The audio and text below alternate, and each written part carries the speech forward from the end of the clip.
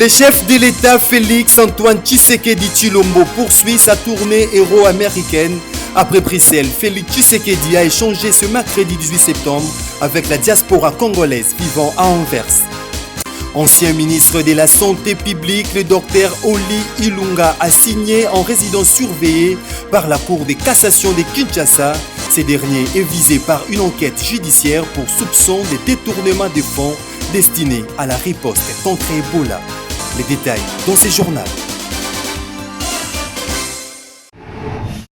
Madame, Messieurs, bonsoir et bienvenue à cette grande édition du journal qui part de la Belgique où séjourne le chef de l'État Félix Antoine Tshisekedi Tshilombo. Et ce mercredi, il était à Anvers où il a échangé avec la diaspora congolaise. Selon des sources dignes de foi, cette rencontre tourne autour des différents problèmes auxquels font face les Congolais d'Europe et d'ailleurs. Pierre Modeste Chichichiléou pour les détails. Pas de répit pour le chef de l'État Félix Tshisekedi qui s'est rendu ce mercredi 18 septembre à Anvers où il échange avec la diaspora congolaise autour des différents problèmes auxquels font face les Congolais d'Europe et d'ailleurs. Bien avant ce voyage, le premier citoyen congolais a eu un tête-à-tête le mardi à Bruxelles avec le premier ministre belge Charles Michel. Félix Tshisekedi a été également reçu en audience au Palais Royal par le roi Philippe, avec qui a eu la signature de 3 mémorandums de coopération entre les deux États, notamment sur le plan des développements de finances et militaires.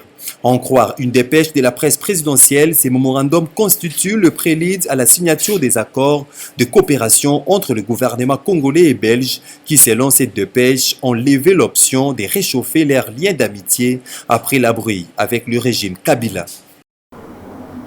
Et en réaction au séjour du chef de l'État en Belgique, Do Malongo, coordonnateur de la cellule éléphant du Parti du Peuple pour la reconstruction et la démocratie, cette visite va permettre d'attirer encore plus d'investisseurs belges en République démocratique du Congo. Do Malanga au micro de Clarisse Seka et de Bob Zamba. La visite du président de la République, Félix Tshisekedi, en Belgique est saluée ici par les coordonnateurs nationaux de la cellule éléphant du PPRD, Domalangui, d'indiquer que ce voyage va permettre le renforcement de la coopération bilatérale entre la RDC et la Belgique. C'est toujours bénéfique de renouer des relations avec la Belgique, surtout que la Belgique a un passé historique avec les Congo. Vous savez, quand un autre pays veut investir au Congo, souvent en Europe, il passe par la Belgique parce qu'ils considèrent la Belgique comme une expertise pour le Congo. Donc je vois mal qu'on puisse se développer dans notre pays si on n'a pas l'appui de la Belgique. Dans ce sens-là, je suis d'accord avec le chef de l'État de renouer des relations. Et puis deuxièmement, du côté des relations de la coalition entre les FCC et CACH, c'est un point de plus parce que le chef de l'État est parti pour défendre les sanctions qui ont été, des sanctions qui ont été frappées aux autorités du FCC. Il est parti pour essayer d'alléger ces sanctions. C'est déjà bénéfique, mais au niveau de la population, ça sera encore plus bénéfique si le chef de l'État arrive à décrocher quelques contrats de sociétés belges qui viennent investir au Congo. Parce que la Belgique est a une bonne expertise en matière d'agriculture qui peut apporter toujours un plus au Congo. Et puis c'est un terrain que les Belges maîtrisent mieux le Congo. Je pense que ça sera bénéfique, ces voyages-là que le chef de l'État effectue en Belgique. La Belgique pose des conditions. Mais je pense qu'avec la force du nouveau gouvernement qui est en train d'être mise en place, j'ai confiance aux gens qui ont été désignés parce que nous jouons une carte vers les changements. Et je pense qu'avec ces personnes-là, il y aura des ouvertures qui vont permettre aux investisseurs belges de venir au Congo. Près de 16 millions de personnes en insécurité alimentaire en République démocratique du Congo, selon le rapport du Programme alimentaire mondial, programme rendu public ce mercredi 18 septembre 2019 au cours de la conférence de presse bimensuelle de la mission onusienne en République démocratique du Congo. Les détails, c'est avec Mimi Chlotété. Sauver des vies de personnes en insécurité alimentaire au pays de Félix Tshisekedi était au centre de la conférence de presse bimensuelle de la MONUSCO ce mercredi 18 septembre 2019. Ainsi, le PAM fait état des 15,6 millions de personnes en situation d'insécurité alimentaire et nutritionnelle qui n'arrivent pas à avoir un repas par jour en République démocratique du Congo selon les résultats préliminaires de 2019. Et pour pallier de cette situation, le PAM prévoit une série d'actions en vue d'apporter une assistance alimentaire particulièrement à la population déplacée. On arrive à aider la grande majorité des Congolais qui vivent dans les zones rurales, qui sont les paysans, les aider à produire, non seulement à produire pour se nourrir, mais à produire pour pouvoir générer des ressources. Aider les gens, aider les Congolais, les agriculteurs à produire, assez pour se nourrir, et assez pour générer des ressources, c'est la solution. Le chiffre de 15,6 millions dont j'ai parlé tout à l'heure, si vous vous rappelez, j'ai dit que ce sont des chiffres préliminaires qui sont en train d'être discutés, qui émanent des services techniques du gouvernement et qui doivent être discutés avec les autorités et endossés par les autorités. J'espère que dans quelques semaines, les résultats finaux seront publiés parce qu'ils sont publiés par le gouvernement. Une nouvelle dans ce journal. Oli Ilunga Kalenga, ancien ministre de la Santé sous Kabila et Félix Tshisekedi, vient d'être placé en résidence surveillée par la Cour de cassation de Kinshasa 24 heures après avoir été entendu par le procureur général près la Cour de cassation. Oli Ilunga, qui a été auparavant en garde à vue, où il a passé 72 heures, et à la coordination nationale de la police judiciaire. Oli Ilunga, visé par une enquête judiciaire pour soupçon de détournement de fonds destinés à la riposte contre Ebola lorsqu'il était ministre de la Santé publique. Docteur Eteni Longondo, c'est le ministre de la Santé du gouvernement central qui séjourne dans l'Est de la République démocratique du Congo. Ce mercredi, le ministre de la Santé était à Butembo, question de se rendre compte des différents centres des ripostes du virus Ebola. Docteur Eteni est ici au micro de Rebecca Kalombo et de Farel Muzinga. Le résultat que la nouvelle équipe qui était nommée par le président de la République, c'est déjà le résultat qui se fait voir. Alors moi ici je suis venu pour d'abord réconforter la population de Beni au nom du gouvernement congolais, au nom du nouveau gouvernement qui est dirigé par le professeur Ilunga, et dire à la population que nous sommes avec elle. Nous n'allons pas épargner nos efforts pour les accompagner pendant cette période de l'épidémie. Et nous allons mettre tous les moyens parce que cette épidémie c'est parmi nos priorités. C'est pourquoi à l'Est, il y a Goma, Beni, et puis Butembo, et puis je vais aller aussi à Bunia, à Mambasa, tout ça. Ça constitue mon premier voyage comme ministre de la Santé, et c'est pour réconforter la population. Et nous pensons qu'avec les moyens que le gouvernement va mettre, avec l'appui de nos partenaires, et avec l'appui aussi de l'équipe technique qu'on vient de nommer nouvellement, nous allons vaincre tous cette épidémie. Dans un communiqué rendu public le mardi 17 septembre 2019, le procureur général près la Cour de cassation, Flori Kabange Numbi, affirme que son office a été saisi de l'affaire portant notamment sur la disparition de 15 millions de dollars américains résultant de la décote du montant dû par le gouvernement congolais aux sociétés pétrolières pour la sérénité des enquêtes en cours. Flori Kabange Numbi demande aux uns aux autres de s'abstenir d'interférer par des actes, propos et autres déclarations intempestifs et opportunes.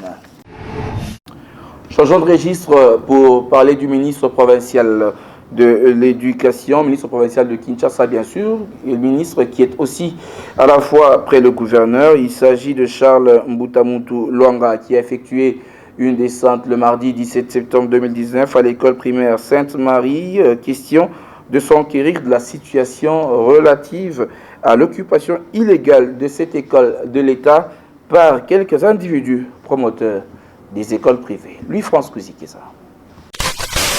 Plus de 2 semaines après la rentrée scolaire édition 2019-2020, les élèves de l'école Sainte-Marie Goretti dans la commune de Kalamou, au total 1200, se trouvent être privés de ses droits civiques, celui d'étudier. Pour cause, l'occupation illégale de l'école pourtant de l'État par des individus promoteurs d'écoles privées. Saisi de l'affaire, Charles Mbutamuntu Luanga, ministre provincial près le gouverneur en charge de l'éducation, est descendu ce mardi 17 septembre 2019 sur le lieu pour s'enquérir de la situation.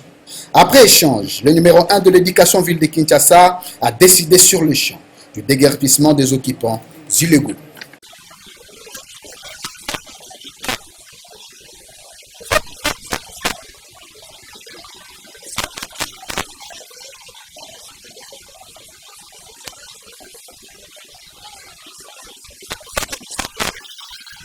Juste après cette descente de l'épée Sainte-Marie Goretti, Charles Mbutamuntu Luanga a visité les lycées Pico dans la commune de Lemba, dont la sœur préfet était victime d'un mandat de comparution. Question de la réconforter. Et puis les membres des organisations non gouvernementales de la sécurité routière sont depuis ce mercredi 18 septembre en formation de renforcement des capacités sur le plan mondial dans le cadre de la décennie d'action pour la sécurité. C'était au centre pour handicapés, la commune de La Gombe. Dadi Louindamo plutôt et Maxime Makabou nous en parlent dans cet élément. Les membres des ONG de la sécurité routière se sont réunis ce mercredi 18 septembre 2019 au centre handicapé pour une formation des renforcements des capacités sur le plan mondial dans le cadre de la décennie d'action pour la sécurité, les accidents de la route et éléments de base de sécurité, aussi les notions de la signalisation routière. Durant 3 jours, ces ONG vont devoir améliorer leurs capacités au regard des objectifs leur assignés en vue de sensibiliser les usagers de la route de la RDC. Cette formation connaît aussi la participation des experts de la Commission nationale de la prévention routière. La formation en soi, ici, c'est sous forme d'un renforcement des capacités. C'est juste un renforcement des capacités des ONG qui doivent aussi descendre sur le terrain pour continuer à vulgariser les nouveaux codes de la route. Nous travaillons en collaboration avec Handicap International. Bon, il y a des sujets là-bas. Handicap va exploiter un peu le plan mondial. Les accidents de circulation sont parmi les 3 premières causes de mortalité au niveau communautaire à Kinshasa. Voilà pourquoi l'Handicap International lutte depuis quelques années aux côtés de la société civile locale en vue de réduire tant soit peu ces phénomènes. Quelques participants n'ont pas manqué de mettre leur avis quant à ceux. Nous sommes venus aujourd'hui pour renforcer d'abord les capacités en tant que journalistes. Vous savez que ce secteur, c'est un secteur important dans la vie de la nation. Comme vous le savez, le secteur manque un budget conséquent pour son encadrement au niveau du terrain. Également, nous sommes renforcés pour qu'on arrive à bien transmettre le message à la population et pourquoi pas apporter un plus pour permettre également aux gouvernants de bien gérer ces secteurs. Il y a beaucoup de morts et c'est chaque matin qu'on enregistre des morts à cause des accidents dans la ville de Kinshasa. Lisons les journaux parus ce mercredi 18 septembre 2019 dans une sélection et commentaire signé Maxime Makabou.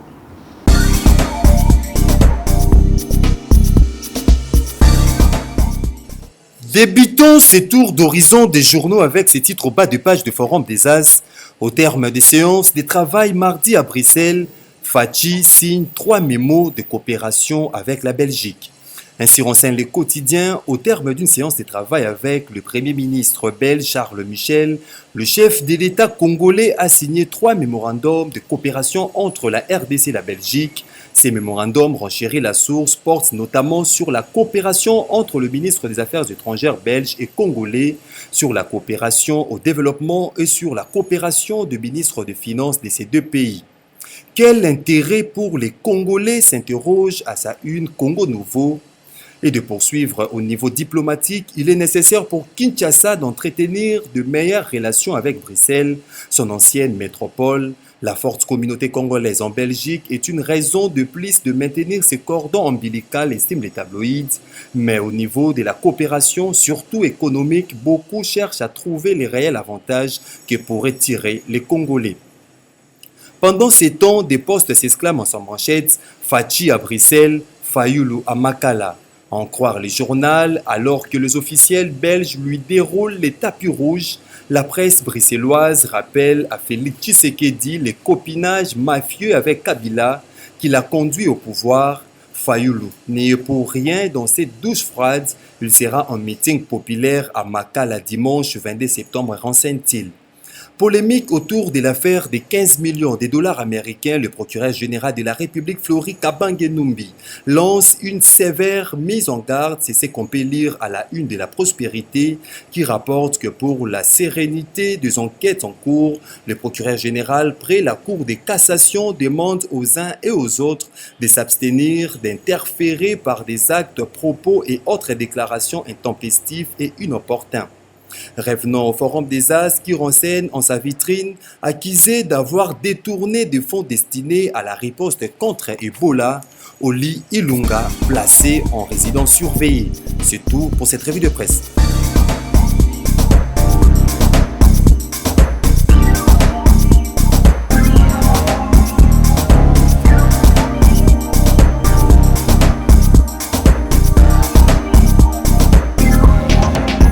Vous l'avez aimé, ça aussi était un réel plaisir pour nous de pouvoir vous informer. Dites merci à Héritier Toubilandou qui était derrière la caméra, Maxime Makamou a coordonné cette édition du journal. Je vous retrouve très bientôt avec le même sourire et le même plaisir. Bonsoir Félix.